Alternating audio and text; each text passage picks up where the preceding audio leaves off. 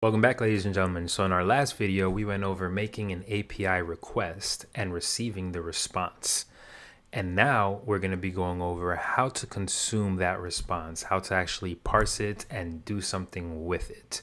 So let's take a moment here. Make sure you guys hit me with a like, comment below if you have anything to say. Hit that subscribe button and the bell for notifications, and let's go. So we're going to get started here, and the first thing we're going to do is we are going to look at where we left off. So let's open up our browser. Let's look at the console here. And in our console, you're going to notice that we have a count object element here, or property, I should say, an object property. And then we have a data property. We have a next page and a total pages. Okay.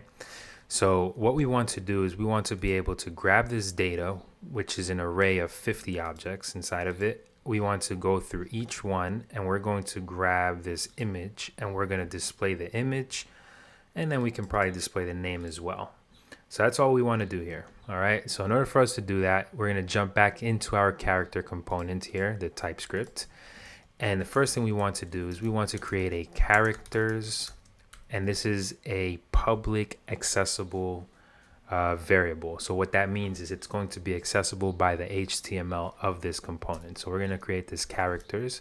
It's going to be of type any, and it's an array of any, which means that it takes an array of objects. And we're going to initially set it to an empty array. Now that we've done this, this characters is accessible by this HTML of the component. Okay. So in order for us to actually grab that data and do something with it, we're going to come down here to our line 22 and press enter.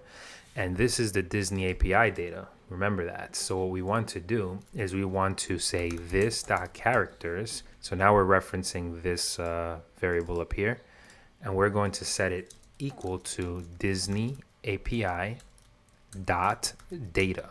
Because remember, the data is the array of 50 objects. So the reason it's underlined in red here is because we didn't give the Disney API a type. So I'm just going to give it a type of any. And that should solve our issue here. So now that we've done that, we've assigned the characters array to the data that came back from the API. Okay, so this data here has been assigned. So now all of these objects inside of here, we have access to them.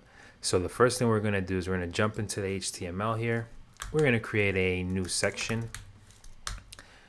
We're going to then create a new div. And inside of this div, I am just going to create an image HTML tag.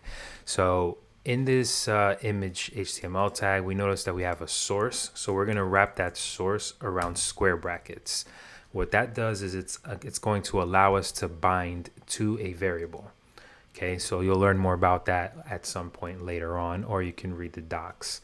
But this basically allows us to bind to the JavaScript object. Okay, so now here in this div, we're just going to leave that empty for the time being. But in this div, we're going to hit a space, and we're going to say star ng4. So ng4 is going to allow us to iterate or to loop through our array of characters. So when we do this ng4 equals, we need to first create a let variable. We're going to say let character of characters.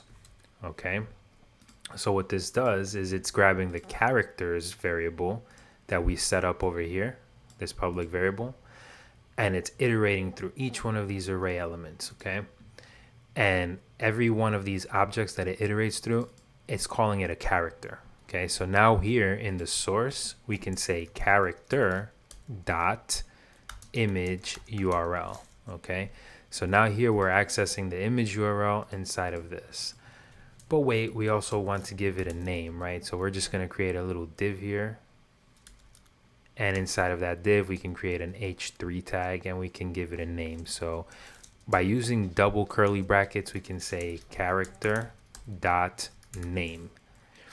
Okay, so this div is going to have the name, and then this is going to display the image.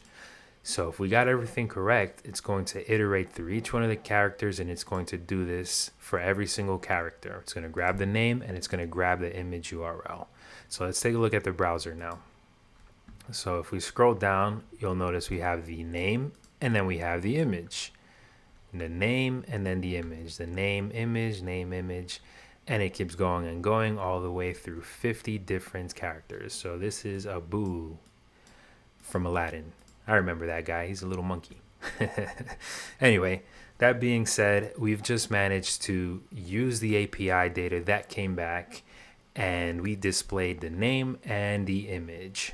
So I hope this was helpful to you guys. I'm not going to make it look pretty because that's not the intent of this tutorial. If you like this kind of content, make sure you hit me with a like, comment below, subscribe, and hit that bell for notifications. I'll be continuing to make more content just like this, so make sure you follow me for more. Thanks. See you guys soon.